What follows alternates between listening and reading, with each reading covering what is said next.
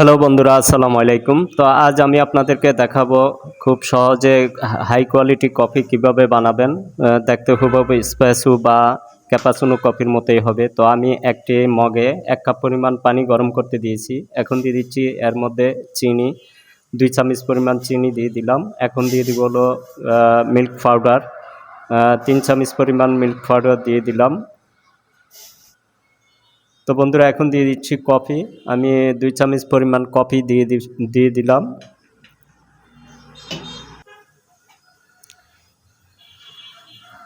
কফিটা দেওয়ার পর চুলার আঁচটা বাড়িয়ে হিট করে নিয়েছি। এখন আমি ব্লেন্ড করব। একটা হ্যান্ড ব্লেন্ডার দিয়ে ব্লেন্ড করে ফোম উঠাবো।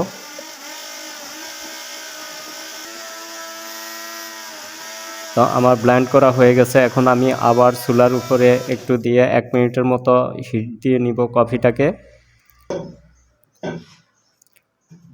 চুলার আঁচটা বাড়িয়ে এখন কফিটাকে হিট দিয়ে নিচ্ছি। নেওয়ার পরে এখন আমি একটি কাপে ঢেলে দিচ্ছি।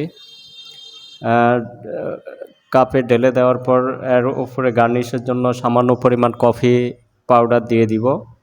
তো দেখলেন তো বন্ধুরা, কত চমৎকার একটি কফি বানিয়ে ফেললাম। খুবই অসাধারণ হয়েছে, দেখতে চমৎকার। Thank you.